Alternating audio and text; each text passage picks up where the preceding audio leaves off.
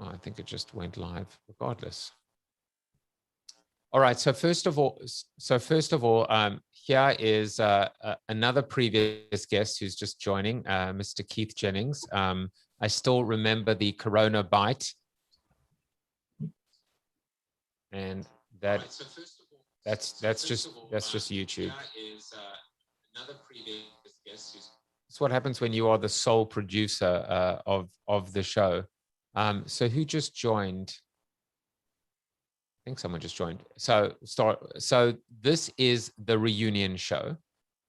Every Friday, what we will be doing is celebrating the guests and the creators that performed from the previous Friday.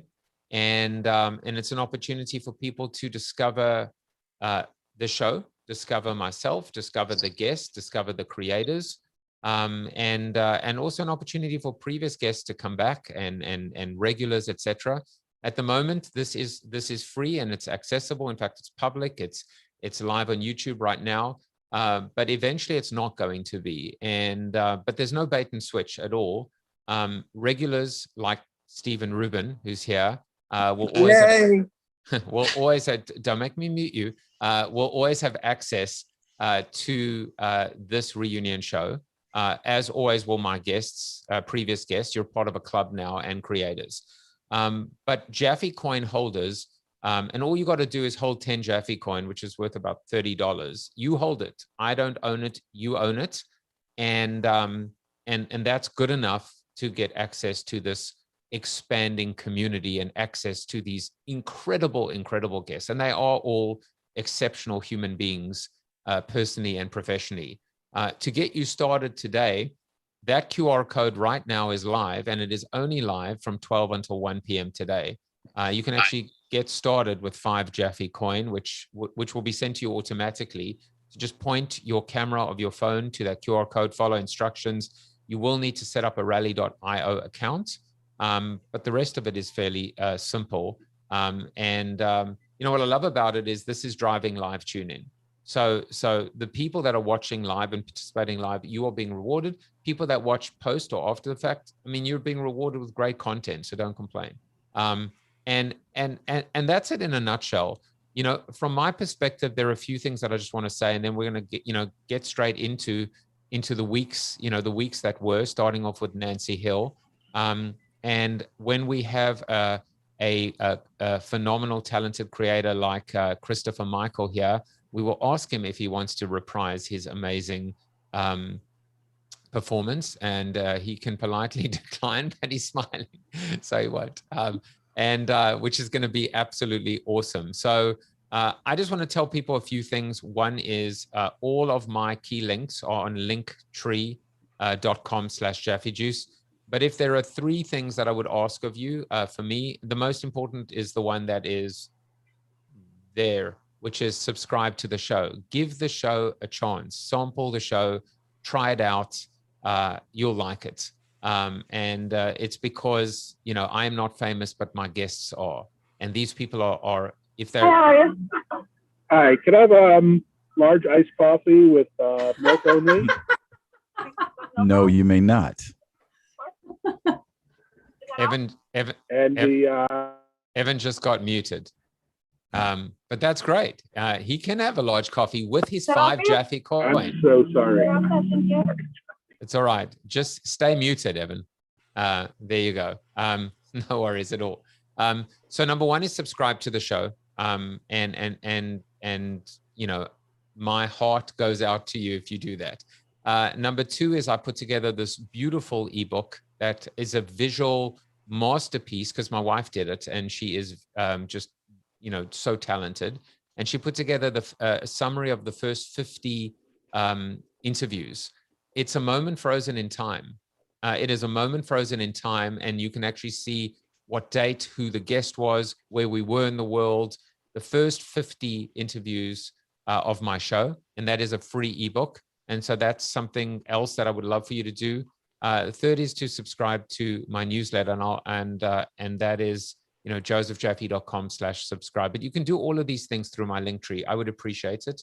I don't need you to do anything else other than just to be connected, because that's all we strive for in this world, is to be connected. So that is the essence of the show. We're going to start off by recapping all of my guests. If they're here, they get a chance to hang out and speak. And if they're not, I will still do justice to them. And what I will do is I will put links to all of their YouTube episodes into the chat today. So I want to start off with last Monday's show with the amazing Nancy Hill, former head of the 4As. And Stevie Meyer was on the show, and she performed a very, heart-wrenching, even gut-wrenching piece. Nancy, we spoke about ageism. We spoke about diversity. Let me spotlight you with me. There you are. Welcome to our reunion show. You told this magnificent story that I encapsulated in the little 60-second highlight, which I called "I Took Down the Photos."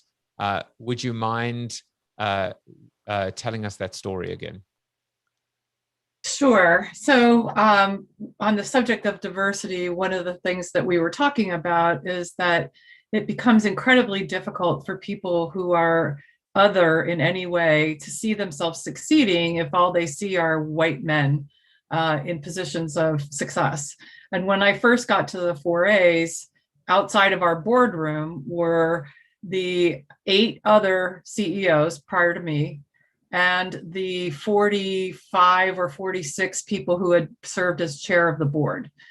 Of those 50-some people, first of all, every single one of them was white, but only 2 were women. One was Shelley Lazarus and the other was Charlotte Beers. And every summer we host an internship program that is called the Multicultural Advertising Internship Program, otherwise known as MAPE. And we host over 100 kids coming in to get the orientation for this internship program. And this is what they see on the wall. And this is what we're telling them is success in advertising. So within a week after I got to the 4As, that wall came down. And we digitized all the photos, but we did not have the wall of famous white people up there for people to look at. And I thought that was an important thing to think about in terms of everything that we did as an organization to make sure that we were showing people who were not just madmen that they could be successful in advertising. I absolutely loved the story, and I thought it was a symbolic act, but it was also very much a physical act. And it was very much, we can talk about the solution, or we can be a part of the solution, or we can actually be the solution. And this idea of taking down the wall, I say symbolic as well, because, we always, I think I must have mentioned it, you go into these legacy corporations, 100+ years old, and you see the big, mahogany desk, the big mahogany conference table, and you see the oil painting in that gold, gilded gold frame of some old dead white guy. And they're all pretty much the same. And sometimes you have to physically take something down in order to build it back and build it back better. So I absolutely loved you being on the show. I think the way that we can work, today is if anybody wants to ask a question of Nancy or make a comment, come off mute. At the moment, I know everyone that's on here. Eventually, as this thing grows, we're going to have to figure out a better policy also just to protect everyone. But yeah, I mean, I know all of you. So if anyone has a question or comment or just wants to recap Nancy's episode, something you liked about it, please do so.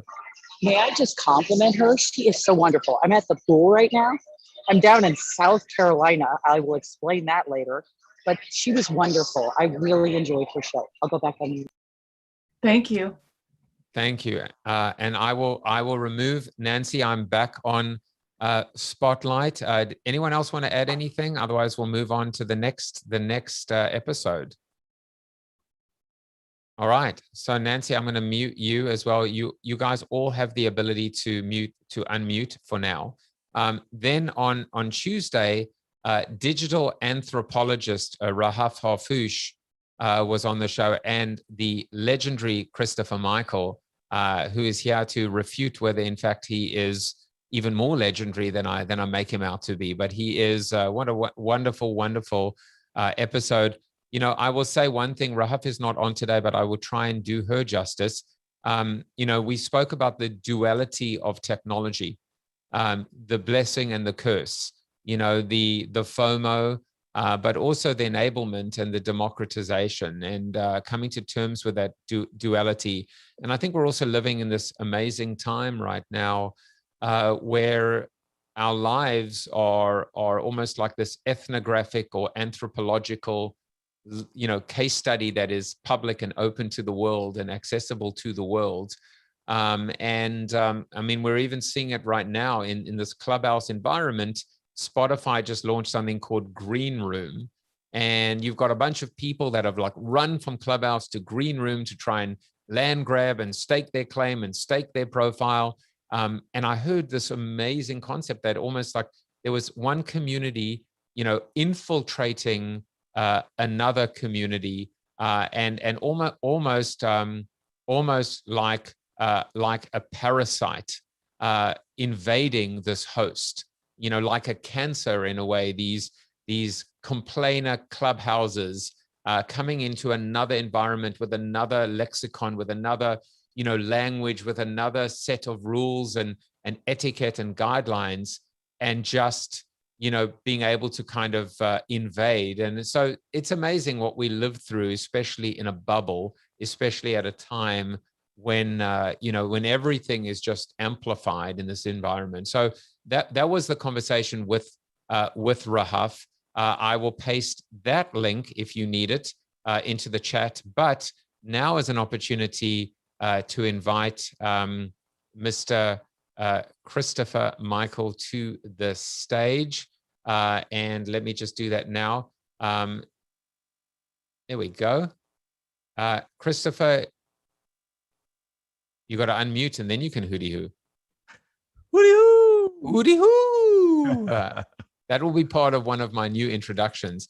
I'm going to take away myself and just have you full screen. But Christopher, if you wouldn't mind, just sharing a couple of thoughts about being on the show, and then, you know, whether you want to perform what you did perform or something else. But it was just heartfelt and just absolutely beautiful.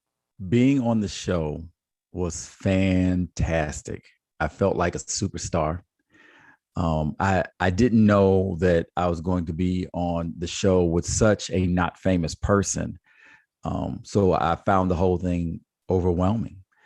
So to come out of the global paranoia and land into something like this is wonderful. So, well, it was the global Patricia, as we called her.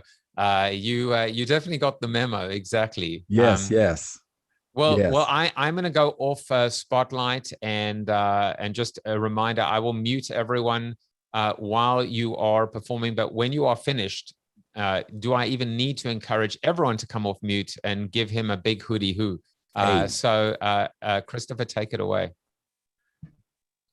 Today, we are celebrating, or at least federally, we are celebrating Juneteenth.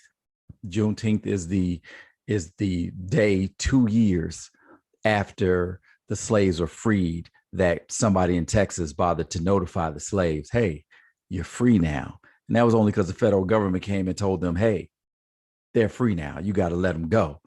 So now somebody decided we could celebrate them. I think the day of voting should be a holiday. But anyway, I'm not going to complain because I'm getting double time today. If we can hear the sound of the ocean in a seashell, then can we hear the sound of the ghetto in a Coke can? From the ocean, do we hear the cries of a people ghosted into nothing, choosing the waters of triangular trade over being traded on the auction block? From the ghetto, do we then hear the moans of a people left behind with empty hands, annihilated identity, castrated culture, severed tongues, fighting for a rung or a bootstrap just to pull themselves up by? There is no ocean in seashell, but it does resonate an ensemble of ambient air, a discarded thing, pulling in the vibrations of a world around it, giving the ear something to dance to, the mind something to think about. Thought becomes action, turn brushstroke becomes painted picture, then pen on page and poem. We are a people powerful enough to turn nothing into something. We make a way out of no way. We nurture nations with empty pantries. We turn Section 8s into sanctuaries. We big mama magic the scraps into fine cuisine and food for the soul. They love how we translate our frequencies. It's so jazzy how we rocked. We made our blues a sellable sound. We wrapped the king's tongue around our drum. Now everyone wants to be hip. We can orchestra, orient to opuses from ambient noise and symphony to silence into universes. We be the true image of God, creating life from non-existence with just a sound of a voice. And when our children are morphed into martyrs, we turn tragedy into triumph, poverty into prosperity, victims into victors. We don't appropriate, we create. We take the least and make it the most and convince the rest of the world it is worth having. We swim upstream. And we do it with so much suave and swagger that the bear wants to be salmon too. Bought our bodies, commodified our culture, gentrified the sound we found in the Coke can, took everything. But when you are a people powerful enough to turn nothing into something, create something out of nothing, then nothing becomes the only thing you can't do. Hootie. Hootie hoo! Hootie hoo! Thank you very much. Thank you very much. Hootie hoo. Hootie hoo! That poem, Who? That was Hootie awesome. hoo, yeah. man, that poem "Ghetto in the Coke Can" can be found in the pages of Demigod, which is available 310brownstreet.com or on Amazon. But I get more money if you go to 310brownstreet.com and get the book. And That's more what's up. Hootie hoo. Mhm. and more importantly, I'll put you into gallery mode. And more importantly, just go watch. If you haven't watched that episode, go watch it again. I have you all on gallery mode as well. We will, if anyone wants to just comment or ask a question, go for it. Otherwise, we will move on. And but that was, I mean, Christopher, better the second time around for me because, you know, like less stress for me. You know, like in terms of like all these moving parts, here I just get to watch you in your glory. So it's been my experience that if you worry about how good something is going to be, like you're stressing about being a parent, or you're stressing about being a good supervisor, or you're stressing about putting on a good show, you're probably going to wind up putting on a damn good show. And sir, that's what you do. Oh, thank you, my friend. I appreciate that. Right back at you. Anybody want to just comment or ask a question? Otherwise, we'll move on to Shawn Nason. Yeah, I'd like to So make wonderfully. I do. No, and yeah, I'd like to make a comment. Christopher, I loved your, there were 3 lines that were just fantastic. And we'll talk about this when we talk about creativity. I loved about making our blues into music. And the bear wants to be salmon too. Whoa, talk about flipping it. Yeah. And nothing into something. Fantastic. Loved that line. The bear wants to be salmon. What a great image. Yeah, I mean, it was tremendous, and it was just wonderful. Christopher, I know you have to leave in about 20 minutes, but please feel free to drop in, drop out, do whatever you need to do. It was just very special and exceptional. We'll move on to Shawn Nason. Shawn is not here today, but you know, Shawn spoke about dragons and how to tame your dragons. And in particular, he spoke about this idea of a swarm of dragons and how dragons, their pack is called a swarm, but they are all just different. Like in How to Train, they all look different, they act different, they actually thrive on diversity. And also the dragon represents facing your fear. It was just a beautiful episode. And then we'll move on. There was no creator on Wednesday, on that Wednesday, just due to a Pacific versus Eastern Standard Time mix up. These things happen. We're only human beings. But then the very famous Margot Bloomstein, not Steen, and Prince Ayinde were in the studio. Margot is here, so I'm going to bring her on to stage right now. Hello, Margot. Hi, how are you? I mean, I'm great because I'm I'm still remembering and thinking about volume, voice, vulnerability, but the interaction with Prince at the end was just power, power Prince, how, like only a poet can, how he just was able to articulate. I also, we spoke about trust. I have props, which is I have your book here. Well, kind of, on the green screen. Invisible book. There it is. It's trustworthy, but it's transparent, trustworthy. There it is as well. We spoke about that, and I also loved the conversation we had about what Zoom did versus what Clubhouse didn't do in terms of taking definitive action to solve the problems that Zoom was having associated with growth, associated with privacy, associated with security. They just pulled an all stop and they put all their engineers on fixing the problem as opposed to sweeping it under the rug. So any thoughts you want to add regarding our conversation or even on what I just mentioned or something else? Sure. I mean, as you said, I think the conversation that the three of us had was just exciting personally, because to hear how he was running with different ideas of engaging an audience as a poet, and seeking to make his voice mirror theirs so that they felt seen and felt heard in his communication.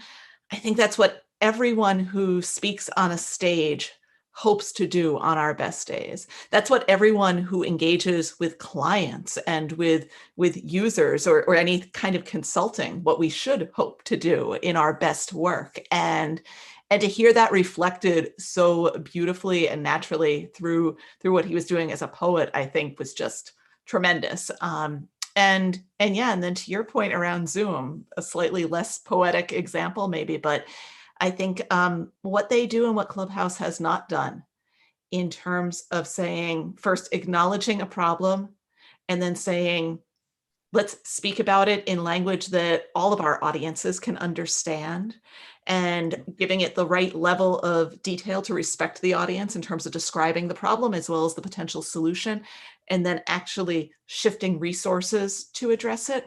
That's what every tech company needs to embrace. That mindset and that approach is what every tech company should embrace, whether they're engaging in apology or figuring out how they move forward in a way that is more inclusive and progressive and sustainable. Zoom cuts a pretty wide path for that.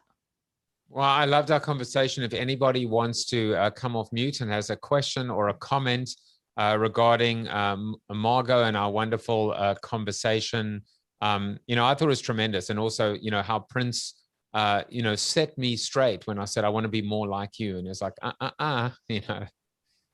don't try and be like anyone else. Just be yourself. And spoke about that. I'm still going to try and be more like him, by the way. I think that's a good goal for all of us. But yeah, he has big shoes to fill there. I'm just going to ignore him. So I want to also acknowledge Queeny Fillmore, who is here, who has been just this tremendous, wonderful, wonderful human being and partner. And we're going to start doing a lot more together. Without Queeny, Christopher Michael wouldn't be here. And I hope a couple more of the creators will join today. But I do have a little surprise for you guys in a moment, because Margot, I'm going to put you back into or take you off spotlight. But please, anyone can join in, at any time. This is not meant to. This is a reunion show. This is not meant to be, me doing all the talking. Can I offer, man, Margot, what she was talking about? So another friend of mine. I'm sorry, there's music in the background. I'm at a pool. There's a discussion we've been having about ethics in technology and how it should be functioning. And everything she was saying, all I wanted to do, I want to connect her with some of these folks because they need to hear it from a third party besides me. And it was just wonderful because there was a lot of discussion there. And it just, everything you said, I was getting so fired up while I was sitting there. It was, I have to say thank you so much for taking a stand like that. It's awesome. That's great, guys. And by the way, feel free, any networking, just go ahead and just do that in the chat function. That's why we're kind of using Zoom. Stephen is saying he loves audio and video versus just audio, which is what we've been doing in Clubhouse. So I agree, and we've got more functionality and more control as well. So that's kind of cool. I want to bring on Ms. Evelyn Starr, who is a total star. She's such a star that they put a second R in her name. I want to say a couple things. First of all, Evelyn, well, first of all, if you're watching right now for the next 28 minutes, and you know, Tamsen, I know you were guest number 8, but I'm thinking of you, and if anyone needs to go and you're happy just to watch, great. But if you need to go, I'll flip things around as well. Evelyn, you are such an amazing star. But what I was saying is that QR code is live for another 28 minutes if you want some free Jaffe coin. But now, why am I saying that? Because I want to go off my little virtual background, because if I show certain things, you're not going to see them properly. Evelyn talks about the power of handwritten notes. And she sent me a beautiful handwritten note when she sent me her book, which is prop number 2. However, she broke her rules. She committed a flagrant foul when she sent me not a handwritten note, but I'm just kidding. I got this today. What an amazing gesture. You sent me the pride of South Africa, Mealist Rubicon, no doubt. I think it's drink after your surgery, but it just shows you, you know, the care and consideration. We can make such an impact on people and in life by just going the extra mile. I hope that's what I'm doing with the show. But I was just so unbelievably touched by, you know, everything you've done. Everything you do is so considered and so kind. And I wish I could drink this wine with all of you today. Evelyn, we spoke about teenage waste brands. I even sang to you, which I regret. But talk a little bit about, you've created this amazing analogy of comparing brands to awkward adolescence. And you've got these 7 kind of like telltale signs. One of them is oversleeping. Just touch on the idea of how you've come to compare brands that are in kind of that have stagnated, that are stuck to teenagers. And does it have to be a brand or a company that is literally a teenager in years, or can it be figurative as well? And just give us one of those examples. Okay, well, it connects a little bit to what Margot Bloomstein was saying earlier in terms of people, all we were trying to do is serve our audience and do something that resonates with them and have them feel seen. What I talk about in the book is that brands are not what companies say they are, it's what their audience perceives them to be. And everybody has their own idea of what a brand is in their mind. And so when a company launches or a brand launches, there's an initial starting point, but over time, the idea of the brand and what its strengths are and what it means to people evolves. And they go through an adolescence where at some point, most companies have to take a step back and say, okay, so who are we? What do we want to stand for? And how are we going to set ourselves up for growth by putting some parameters in place now that we've been in business for a while, so companies can have an identity crisis because they haven't figured out what their purpose is. Maybe they launch with a particular product like the Crocs shoe, which took off tremendously, and these resin infused clogs that half the world loved for their comfort and the other half the world hated profusely because they thought they were terribly ugly. And after 13 years in business, they had such a seesaw of their rapid growth and rapid decline. They had to take a step back and say, okay, our purpose isn't the shoe, it's what is our purpose? And it took them a few years to figure out that their purpose is to help people feel comfortable in their own shoes. They wanted to stand for comfort in the world and expanded that to include diversity and, situations where people were bullied and all of that. It's about, being yourself and feeling comfortable that way. So, but that took them several years into their business and several $100 million into business to figure out. So that's the idea. And there are other ways that brands can mimic human adolescents, they can suffer from FOMO, they can oversleep, as you said, they can need to defend their varsity spot on a team, they can run with the wrong crowd. So those are the analogies I make in the book to make it very easy and accessible for people on a brand team to identify what's going on with their brand and fix it.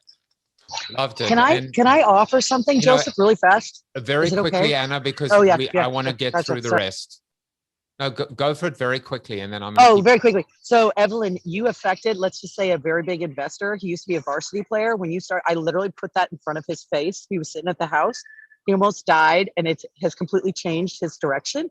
And also Crocs, they're in Colorado. One of my friends worked there, and I also know they had a terrible culture. Now they're all getting along again, though. Everybody's getting along again. Thank you for those notes. I'm so touched. Ugly shoes, ugly culture, beautiful shoes, beautiful culture. One of the things that Evelyn and I witnessed was something that was really, for me, gut-wrenching, which was we had Cello Phoenix, who is a blind cellist. I don't know how he was doing what he was doing. It was just, but the tech wasn't cooperating. He was trying to fix it. I didn't know whether to cut the feed or whether to, and I just said, we'll take as long as you want. Just go for it. But I asked him if he would actually send in a video. And so I've got a really beautiful video of him doing what he does spectacularly. So I want to play that for you.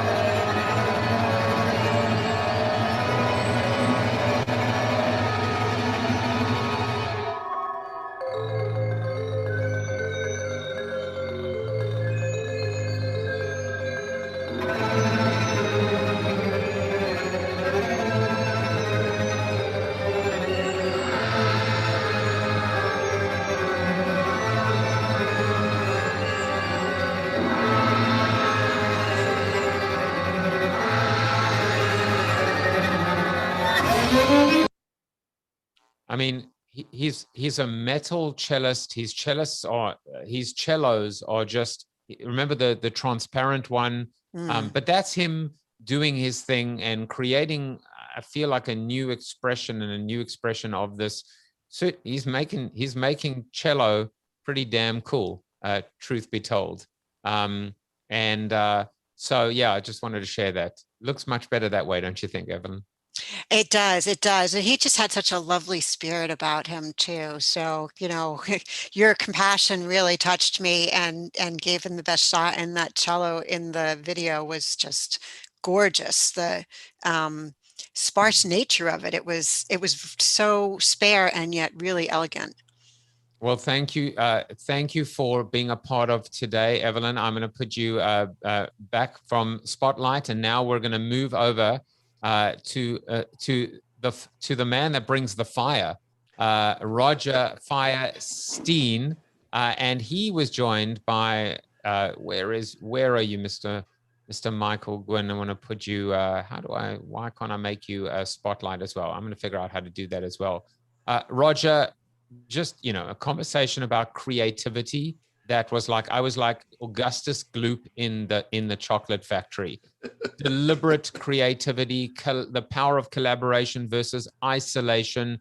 I loved the conversation we had about technique and improv. In other words, what I then called, I just edited these sound bites today, the madness, the method and the madness. You need both for creativity. You need the method, which is the technique, and you need the madness, which is improv.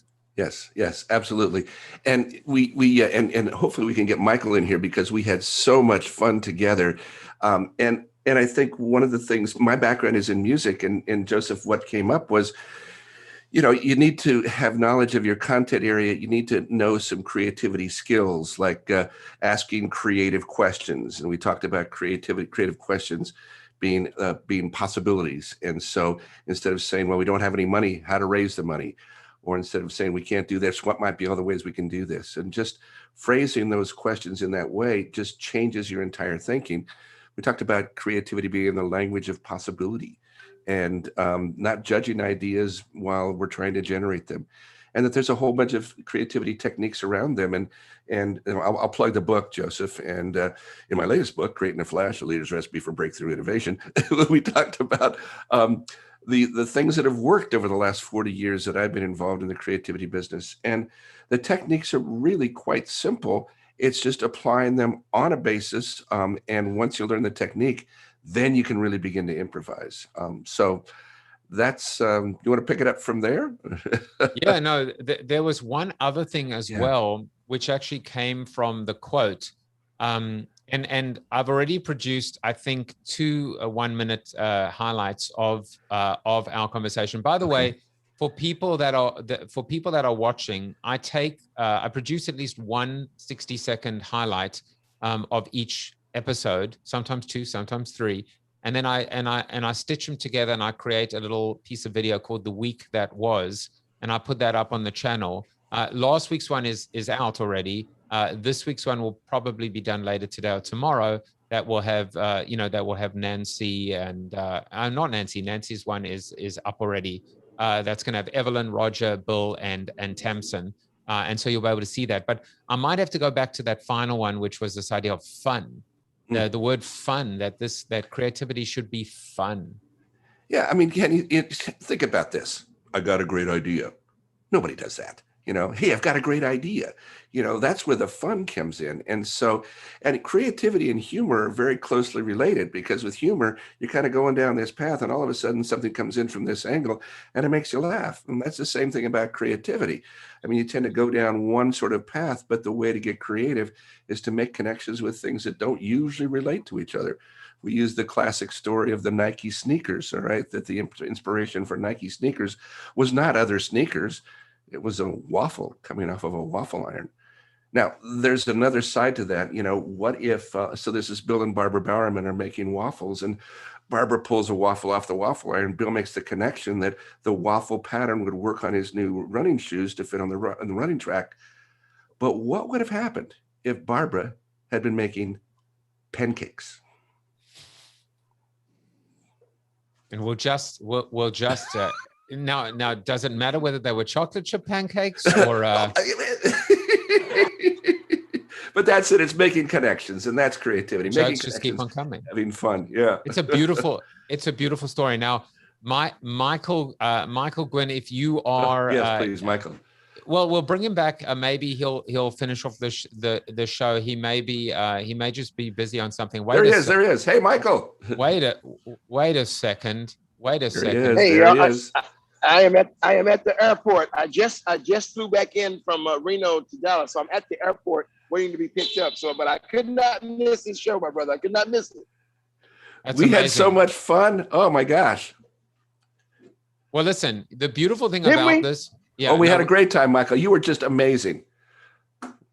So I was just going to say, by the way, that if you want to watch that episode, for everyone that's on the Zoom, you probably know exactly how to access the show.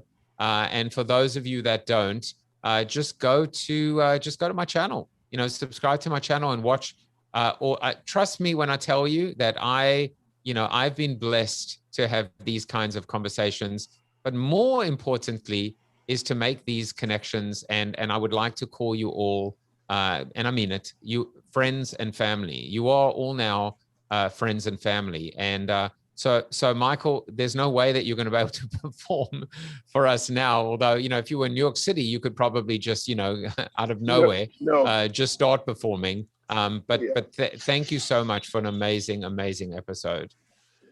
It was incredible. Yes. All right. So thank you so much for having me. It's a wonderful show, and good luck on your surgery. Thank you. And thank you for calling in. All right. So we're gonna move on, and Tamsen, the floor. I just remember Tamsen said, Tamsen's got things to do. So, I'm just making sure she feels loved right at the tail end of this. But there were just two more left. One is Bill Jensen. And Bill spoke about simplicity. He spoke about this new book called The Day Tomorrow Said No. That's really about the future of work. And he's actually created almost like a children's book. It's quite fascinating and it's free for now. You can go check it out as well. And then Phantom Know It performed what is just, she took me and she took the show by the scruff of our neck and she just blew it out the water. She's been fighting a bank that basically stole her identity, not stole her identity, took her face and started putting her face, on all of their paraphernalia and bank cards. And finally, maybe it was being on the show, but they've gone away and they've gone gently into the night. And so we're glad that things worked out for Phantom Know It. So that brings us to, I'm staying within the time. Normally these shows, by the way, will be 1 hour and there will only be 4 guests and 4 creators, which means there's more opportunity to interact, to ask questions, to comment, and for more performances, etc. So I hope you don't mind the pace of this. But finally, last but not least, the incredible Tamsen Webster was my guest. Where is she now? Is she here or did she drop off after all of that? I think she might have dropped off. So there you go. So Tamsen Webster was my final guest. She just wrote a book called Find Your Red Thread. She's probably texted me saying, Joe, I had to go, but there's the book, Find Your Red Thread. And it was an amazing, conversation. She spoke about the 3 types of friendship. She spoke about why arguing is good. That actually creating constructive, constructive conflict in an organization is actually a very good thing for people to learn how to respectfully disagree with one another. And then finally, and I loved this conversation, we discussed this whole idea about how with skills, actually the more you know and the more knowledge you have and the more skilled you are at something, the less passionate you are about it. So there's this, the best analogy was golf. So at the beginning, when you're a hacker, when you're like a novice golfer, it's the greatest thing in the world. You're like, how the hell did the ball go so far? You have no expectations because your expectations are so low. And then what you realize is the learning curve is so steep and you have to like almost put in 1,000 hours, to like improve by a shot. And a lot of the fun gets sucked out of golf or life. And so the question came down to how do you find the balance between actually becoming, putting in your 10,000 hours and becoming master of your field, master of your profession, of your craft, without losing the life component, without losing the passion, without losing the spark. And she even had this really nice build, which is sometimes being able to actually take the emotion out of something is a good thing, especially if you can switch it on and off on demand. So a very meaty, heady, wonderful conversation. And that was the week that was. Gabriel Greenwood performed a beautiful unreleased piece, which he dedicated, because I asked him to my son who graduated this week. That was the week that was. Now what I'd like to do is open it up to all of you. Gone into gallery mode. Any thoughts, comments, questions about any of the shows that you've seen, that you were on, about something else someone said? The floor is open. Joseph, you had a guest on that talked about smiling, laughing, and flying a kite.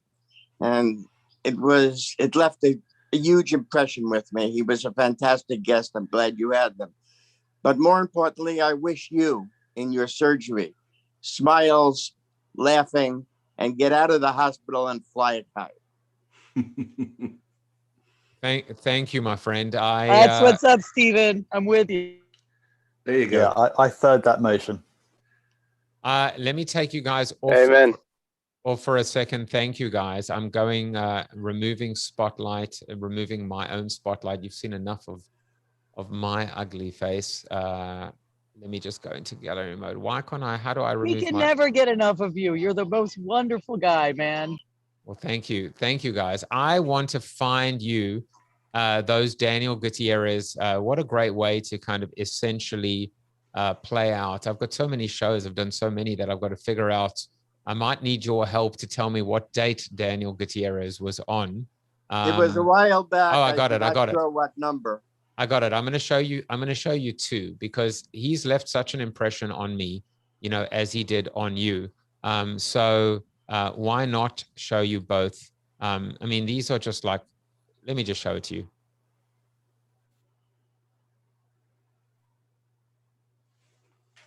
There are these reminders all around us all the time, but are we paying attention? Are we alive? Are we awake? Are we able to see the signs as they present themselves versus being blind?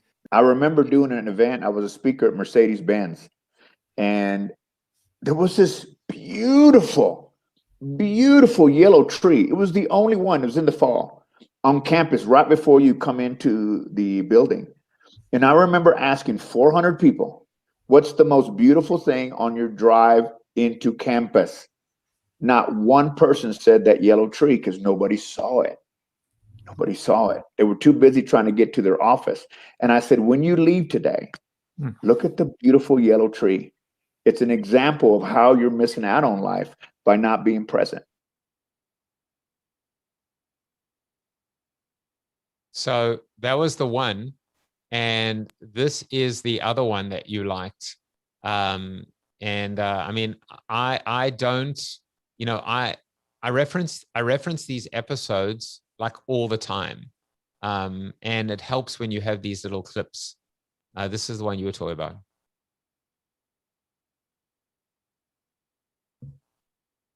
I had a meeting, I just remember this. I had a meeting once with the president of HSBC North America. Do you know what he asked me? He didn't ask me, Daniel, what about my numbers? He's got an accountant for that. He didn't ask me, what about my people skills? He's got an HR person for that. He asked me, how can I be a better man? How can I be a better person? Because a great leader or a great person always wants to find out what can they do on the inside to affect those people on the outside. And what did you tell him? When somebody says, how do I be a better man, a better husband, a better father, a better human, a better citizen? What is what I say? I want to hear. When's the last time you danced? When's the last time you laughed? When's the last time? Right now. You flew. I want to dance with you.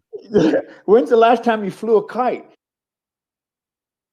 I don't know how long I'm going to be able to fly a kite or not fly a kite for, but I will be flying a figurative kite. Anybody else want to jump in? I'll keep it on gallery mode. I see Philip is there as well. It's great to see people that are watching the show and also obviously guests on the show. May I say one thing? So you know who Dwight D. Eisenhower was? Sure, His yes. one of his descendants absolutely loves your show.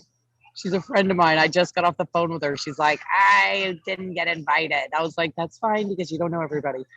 So isn't that funny? She's been watching it. She's telling everybody about you. Thank you, Anna. I appreciate it. You know, I appreciate all of you guys. Anyone else? Any thoughts? Or Manif, I see you're driving. How's the Jaffe coin been to you, Manif? Oh, it's been great. Thank you for bringing us up above the $3. Thank you. I think what he was saying is thank you for making sure the Jaffe coin is above $3 again. I don't know that I did that. You were fading in and out. One other thing I'll mention, she's going to do something for the soldiers' home. I didn't know what it was. And she was like, he should probably be involved with when we relaunch things. I said, I agree. He'd be a great speaker. Thank you. I still do some public speaking when I'm hired to do it. Heidi, did you want to say anything? I saw you come on camera. I'm on camera just for you, Joe, because firstly, I want to say thank you to everyone for all the unbelievable insights and information and interesting, thought-provoking shows that I've watched, and and that's my oven beeping. It's nighttime here. I'm busy cooking supper. That's why I've been in and out. And Joe, for what you've created here. It's just been an incredible group of unbelievable people with great thoughts and interesting stuff to share. And I've really, really loved the show. And my main reason for coming on is because I just want to wish you a easy, successful op and speedy recovery, and thinking of you and sending lots of love, and just hope all goes well. And how incredibly brave you are to have this countdown live and talk about it and share it with everyone. And I just sending you love and wishing you well, and just take care and speedy recovery. And thanks to everyone for all the amazing information that's been shared. I've really, really thoroughly enjoyed all the shows, the ones that I've made. Thank you, Haiti. No, I appreciate it. You know, I don't find it brave at all, in the sense that, you know, what I realized was there's obviously a fine line between oversharing and what they call trauma dumping on the one side, and the other one is being fiercely private and guarded, and not, you know, and I just figured if I'm visible and if I'm public, and if I basically have a video diary of my entire life since March of 2020, it just seemed disingenuous to now suddenly, like, cat's got your tongue. And I know that one of the best things in this and through this is the fact that, you know, they found this murmur in my heart in my annual general physical. Simple as that. A stethoscope, no big fancy tests, you know. And so now there's an opportunity to say to people, go get your physical, make sure, don't miss it, especially when you get to 50 years old, which is what I just turned, you know. And so I realized I can be an advocate for and on behalf of, you know, whether it's 50-year-old males or whether it's just humans, it doesn't matter. And so, like, for me, it's actually quite empowering and liberating to share. A little fun fact was, maybe it was Rahaf on the show that I actually said I've been successful in negotiating the ability to live stream the entire surgery and get it sponsored. And she was like quiet for a second. I'm like, I saw that she actually was believing me. I said, I'm just joking. Like, clearly, and so did I for a split second. I was like, yeah. No, you're kidding. You're not really going to do that. I mean, like, you know, I mean, clearly that joke did not land at all, but it just shows, like, in this world. So for me, it's just like, you know, I'm definitely not going to live stream it or get it sponsored. I can promise you that. But thank you, Haiti. I just wanted to say also to people that are, did you want to add something? Yes, I just want to say the anticipation is sometimes way worse. So you're probably sitting in the worst part of everything now. So yeah, just all the best. That oven beep that sounds like a heart monitor in the background probably isn't doing much. Yeah, exactly. No, I was going to say, no, I'm pretty sure the actual surgery and the rehab is going to be worse. But the pre is easy. I'm just keeping myself busy and not worrying about it. But I wanted to just add that, you know, this is the first time that we're doing this reunion show. It's obviously a double, you know, it's expanded version of it. My hope is to keep it going on a Friday. I'll try at least 4 times to see how this works, if it grows, how it doesn't grow. But everyone that's a part of this, and I just want to, like, you know, go up and down the list. And in particular, I want to just call out my guests, you know, Nancy Hill, Roger Firestein, Margot Bloomstein, who's here. I think you're the 3 that are left here, but also Michael Gwynn, and who's here at the moment. I'm just shouting out to people. You have a Christopher Michael, who was on the show. We're all part of something that hopefully is bigger than just ourselves and an appearance. What I've started this week as well is the ability to have all my previous guests on a private Zoom and just have people connect with one another, just network and connect and find connections. And I was like, you know, we all talk about community like it's a cliche, but I think I have the opportunity, you know, to actually build community and bring it to life. And a community, like a chain, is only as strong as its weakest link or last guest or last experience. And so, you know, I just want to thank everyone that made the time to come back to this show today. And of course, I want to thank regular viewers, people that have subscribed to the show, people that have subscribed to my newsletter, people that have sent me what is essentially, it's donations, but it's not really like a GoFundMe, but it's the ability to get show benefits, and also in doing so, you know, find a new use case for my rally coin. Lots and lots of different ways that we interact with each other, and we help each other, and we pay it forward, and we move the world forward. So I think that's it for today. I am signing off, but I'm not signing out, because I am done now with public appearances and formalities. Of course you can, Evelyn. Let me bring you to the stage. I was very inspired by what you just said, and it occurred to me that in a time where all of us were forced to go inside and be separate, what you've created is going to result in building community. I just think that that's a beautiful outcome, and I wanted to say that and to wish you very well next week and beyond.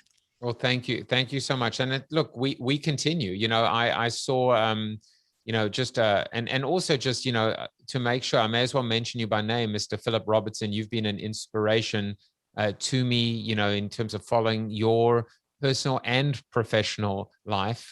You know, I would call you a friend, except when you mock my team, my poor Spurs team. Stephen Rubin, you've been here ever present. Haiti, you've been here ever present. You know, Anna Bowman's been ever present. And finally, just want an extra shout out to Queeny over there, who's just, you know, my new best friend. In fact, you're all my new best friends. Michael Gwynn said, Joseph, you the man, because I know you're probably going to talk. Love you and keep us posted. Looking forward to meeting you all. Roger, my brother, can't wait to hear more of your brilliance. Great vibe here. Peace. I mean, that is the most beautiful thing, that a creator and a guest could meet on the show and form this connection, as Margot did with Prince. That makes it all worthwhile. So